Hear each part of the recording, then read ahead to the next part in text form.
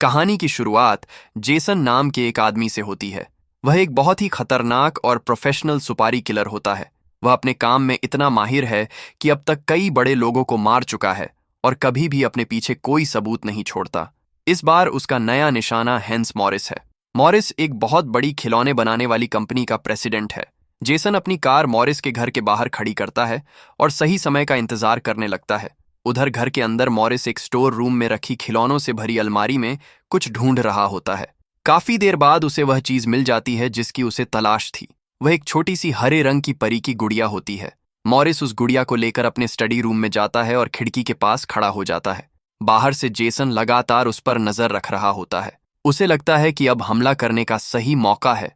वह अपनी पिस्तौल में गोलियां भरता है, चेहरे पर मास्क पहनता है ताकि कैमरों में उसकी पहचान न हो सके। इसके बाद वह बाहर खड़े सिक्योरिटी गार्ड का ध्यान भटकाने के लिए एक मोबाइल फोन का इस्तेमाल करता है। फोन में काउंटडाउन चलने लगता है। गार्ड को लगता है कि शायद यह बम है, इसलिए वह घबराकर उसे देखने बाहर चला जाता है। यही मौका देखकर जेसन बिना समय गंवाए गार्ड को गोली मार देता है।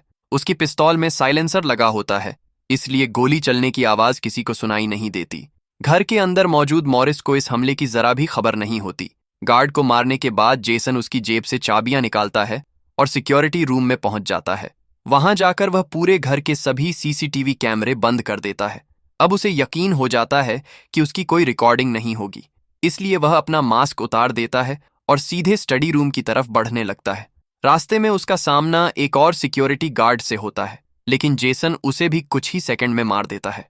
इसके बाद वह स्टडी रूम में पहुंच जाता है। मॉरिस कुछ समझ पाता उससे पहले ही जेसन उसकी छाती में 2 गोलियां मार देता है। फिर वह एक गोली उसके माथे में भी मारता है ताकि उसके बचने की कोई संभावना न रहे। कुछ देर रुककर वह पक्का कर लेता है कि मॉरिस मर चुका है। इसके बाद उसकी नज़र फिर उसी हरी परी वाली गुड़िया पर पड़ती है। न जाने क्यों उसे वह गुड़िया पसंद आ जाती है, इसलिए वह उसे यादगार के रूप में अपने साथ रख लेता है। तभी उसकी नज़र मेज पर रखी मॉरिस की माँ की एक तस्वीर पर जाती है। तस्वीर के नीचे उनकी तरफ से लिखा हुआ एक छोटा सा संदेश और उनके हस्ताक्षर भी बने होते हैं। लेकिन जेसन इन बातों पर ज्यादा ध्यान नहीं देता और वहां से चला जाता है। अगले सीन में जेसन फ्लाइट से अपने घर लौट रहा होता है। रास्ते में वह अपने क्लाइंट को फोन करके बता देता है कि मिशन पूरी तरह सफल हो गया है। इसके बाद वह आराम से अपनी सीट पर बैठ जाता है। कुछ देर बाद उसके पास बैठी एक महिला उससे च्यूइंग गम मांगती है। जैसे ही जेसन अपना बैग खोलता है, महिला की नजर बैग में रखी हरी परी वाली गुड़िया पर पड़ती है। वह सोचने लगती है कि एक बड़ा आदमी अपने साथ ऐसी खिलौने की गुड़िया क्यों रख रहा है, लेकिन वह कुछ नहीं कहती। फ्लाइट उतरने के बाद जेसन को पता चलता है कि हैंस मॉरिस की हत्या की खबर पूरे देश में फैल चुकी है। हर जगह उसी की चर्चा हो रही होती है। एयरपोर्ट से बाहर निकलते समय उसकी नज़र एक छोटी बच्ची पर पड़ती है। उसके हाथ में भी बिल्कुल वैसी ही हरी परी वाली गुड़िया होती है जैसी जेसन मॉरिस के घर से लाया था। जेसन इसे एक साधारण बात समझकर आगे बढ़ जाता है, लेकिन इसके बाद उसके साथ कुछ अजीब घटनाएं होने लगती हैं। जब वह अपनी अपार्टमेंट बिल्डिंग में पहुंचता है तो रिसेप्शन पर भी उसे वही हरी परी वाली गुड़िया रखी दिखाई देती है। यह देखकर वह थोड़ा हैरान हो जाता है, क्योंकि यह गुड़िया बिल्कुल उसी जैसी होती है जो मॉरिस की मेज पर रखी थी। अब उसके मन में शक होने लगता है। अपने पेंटहाउस में पहुंचकर वह उस गुड़िया को कांच के एक डिस्प्ले केस में रख देता है। इस केस में वह उन सभी लोगों की यादगार चीजें संभाल कर रखता है जिन्हें वह अब तक मार चुका है। किसी की घड़ी, किसी का पेन, किसी का चश्मा और किसी के पैसे। हर मिशन की एक निशानी वह हमेशा अपने पास रखता है। अब इस कलेक्शन में हरी परी वाली गुड़िया भी शामिल हो जाती है। इसके बाद वह अपने लैपटॉप पर ईमेल का जवाब देने लगता है। काम करते करते उसे कब नींद आ जाती है उसे खुद भी पता नहीं चलता। आधी रात को अचानक दरवाजे की घंटी बजती है और उसकी नींद खुल जाती है। इतनी रात को किसी के आने से वह तुरंत सावधान हो जाता है। बाहर बिल्डिंग की रिसेप्शनिस्ट एक पैकेज लेकर खड़ी होती है। काफी देर तक कोई जवाब नहीं मिलने पर वह पैकेज दरवाजे के बाहर रखकर चली जाती है। जेसन को अभी तक पता नहीं होता कि इसी पैकेज के साथ उसकी जिंदगी का सबसे डरावना खेल शुरू होने वाला है। वह पैकेज उठाकर अपने अपार्टमेंट के अंदर लाता है और उसे किचन के काउंटर पर रख देता है। पैकेज पर उसका नाम लिखा होता है, लेकिन यह नहीं लिखा होता कि उसे किसने भेजा है। तभी उसकी नज़र पैकेज पर बने एक सिग्नेचर पर पड़ती है। वह सिग्नेचर उसे जाना पहचाना लगता है, जैसे उसने उसे पहले कहीं देखा हो। कुछ देर सोचने के बाद जेसन को एक बात याद आती है। उसे बिल्कुल ऐसा ही सिग्नेचर उस रात मॉरिस की माँ की तस्वीर के नीचे भी दिखाई दिया था। जब उसने मॉरिस को मारा था। एक पल के लिए वह सोचता है कि इस पैकेज को बिना खोले ही फेंक दे, लेकिन उसकी जिज्ञासा उस पर भारी पड़ जाती है। वह धीरे धीरे पैकेज की रैपिंग हटाता है। अंदर देखकर उसे पता चलता है कि यह पैकेज मॉरिस की खिलौना बनाने वाली कंपनी की तरफ से भेजा गया है। जेसन बहुत सतर्क इंसान है। उसे हर चीज में खतरा दिखाई देता है, इसलिए वह पहले पूरे डिब्बे को अच्छी तरह जांचता है कि कहीं उसमें बम या कोई जाल तो नहीं लगा। जब उसे कुछ भी संदिग्ध नहीं मिलता, तब वह डिब्बा खोलता है। डिब्बे के अंदर छोटे छोटे प्लास्टिक के सैनिक, खिलौना बंदूकें और छोटे टैंक रखे होते हैं। वह एक सैनिक को उठाकर ध्यान से देखता है। सब कुछ बिल्कुल साधारण खिलौनों जैसा लगता है, इसलिए वह डिब्बा वहीं छोड़ देता है। लेकिन कुछ ही देर बाद अचानक वह डिब्बा अपने आप किचन के काउंटर से नीचे गिर जाता है। यह देखकर जेसन चौंक जाता है, क्योंकि उसे पूरा यकीन होता है कि उसने डिब्बा किनारे पर नहीं रखा था। वह तुरंत नीचे झुककर डिब्बा उठाता है, लेकिन जैसे ही अंदर देखता है उसके होश उड़ जाते हैं। डिब्बे में रखे सारे खिलौना सैनिक गायब हो चुके होते हैं। अब पूरे घर का माहौल अजीब होने लगता है। बिना हवा के भी पर्दे अपने आप हिलने लगते हैं। लाइटें बार बार जलती और बुझती हैं। तभी अचानक पूरे घर की बिजली चली जाती है। जेसन तुरंत जाकर देखता है कि आखिर हुआ क्या है। तभी उसकी नजर बिजली के कटे हुए तार पर पड़ती है। कोई जानबूझकर उसे काट चुका होता है। अगले ही पल टेबल के नीचे छिपा एक छोटा सा खिलौना सैनिक बाहर निकलता है और अपने नुकीले हथियार से जेसन के पैर की उंगलियों पर जोर से हमला कर देता है। दर्द से जेसन पीछे हट जाता है। अब उसे यकीन हो जाता है कि ये साधारण खिलौने नहीं हैं। जैसे ही वह नीचे झुककर देखने की कोशिश करता है, दर्जनों छोटे सैनिक अलग अलग जगहों से बाहर निकल आते हैं और उस पर गोलियां चलाने लगते हैं। उनकी गोलियां बहुत छोटी होती हैं, इसलिए वे जानलेवा नहीं होती, लेकिन लगातार लगने से जेसन को बहुत दर्द होने लगता है। जेसन समझ नहीं पाता कि आखिर उसके साथ क्या हो रहा है। तभी एक सैनिक अपनी छोटी तोप से एक विस्फोटक गोला दाग देता है। वह गोला सीधे जेसन की पैंट पर लगता है और उसमें आग लग जाती है। अब जेसन समझ जाता है कि ये छोटे सैनिक देखने में भले ही खिलौने हों, लेकिन असल में बहुत खतरनाक हैं। सैनिक लगातार हमला करते रहते हैं। अपनी जान बचाने के लिए जेसन भागकर बाथरूम में घुस जाता है और अंदर से दरवाजा बंद कर लेता है। वह अपने घुटने को देखता है, जो बुरी तरह घायल हो चुका होता है। उसके पैरों और शरीर में कई छोटी छोटी गोलियां धंसी हुई होती हैं। वह एक शीशा हाथ में लेकर दरवाजे की दरार से बाहर देखने की कोशिश करता है। तभी उसे दिखाई देता है कि खिलौना सैनिक पूरे घर को अंधेरे में डुबाने के लिए एक एक करके सभी लाइट बल्बों पर गोलियां चला रहे हैं। लेकिन तभी सैनिकों की नजर उस शीशे पर पड़ जाती है। अगले ही पल वे अपनी छोटी टोप से एक और गोला दागते हैं, जिससे शीशा टूटकर बिखर जाता है। अब जेसन समझ जाता है कि अगर वह यहीं रुका रहा तो मारा जाएगा। वह बाथरूम के दूसरे दरवाजे से निकलकर सीधे अपने बेडरूम में भागता है। वहां पहुंचते ही वह अपनी पिस्तौल उठाता है और फिर किचन में रखी कैबिनेट से अपनी राइफल भी निकाल लेता है। अब पहली बार शिकारी खुद शिकार करने के लिए तैयार हो जाता है। वह पूरे कमरे में तेजी से गोलियां चलाना शुरू कर देता है। उसकी भारी फायरिंग देखकर खिलौना सैनिक डर जाते हैं और अलग अलग जगहों पर छिप जाते हैं। कुछ देर के लिए पूरे कमरे में सन्नाटा छा जाता है। इस मौके का फायदा उठाकर जेसन सोफे के सभी कुशन हटाने लगता है, ताकि सैनिकों के छिपने की कोई जगह न बचे। फिर वह पूरा सोफा पलट देता है, लेकिन नीचे का नजारा देखकर वह खुद भी हैरान रह जाता है। जेसन कमरे में देखता है कि वहां कई खिलौना सैनिक मरे पड़े हैं। जो सैनिक अभी जिंदा हैं, वे अपने मरे हुए साथियों को छोड़कर भागते नहीं। वे सभी मिलकर उन्हें उठाते हैं और एक छोटी खिलौना जीप में रखकर ले जाने लगते हैं। इतने छोटे खिलौनों को इंसानों की तरह अपने साथियों की लाशें उठाते देखकर जेसन कुछ देर के लिए हैरान रह जाता है। लेकिन जैसे ही वे जीप लेकर भागने की कोशिश करते हैं, जेसन अपना पैर उनके ऊपर रख देता है और कई सैनिकों को कुचल कर मार देता है। फिर भी कुछ सैनिक बच जाते हैं और लगातार उस पर गोलियां चलाते रहते हैं। तभी जेसन को समझ आता है कि इन खिलौना सैनिकों को मारने के लिए बड़ी गोली की जरूरत नहीं है। अगर इन्हें जोर से चोट लग जाए तो ये तुरंत टूटकर खत्म हो जाते हैं।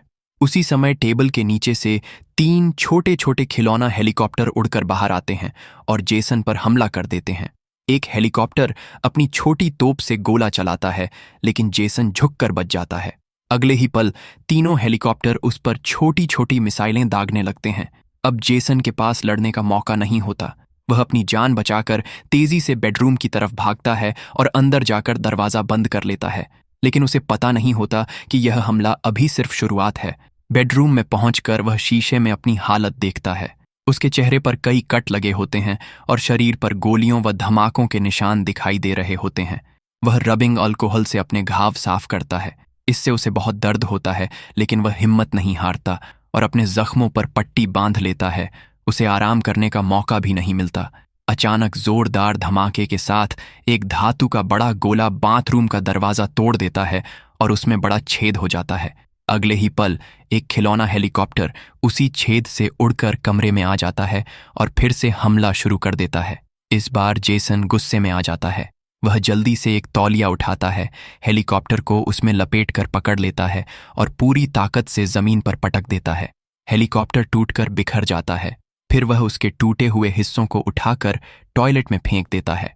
लेकिन हैरानी की बात यह होती है कि हेलीकॉप्टर के अंदर बैठे छोटे सैनिक अभी भी जिंदा रहते हैं और लड़ाई जारी रखते हैं।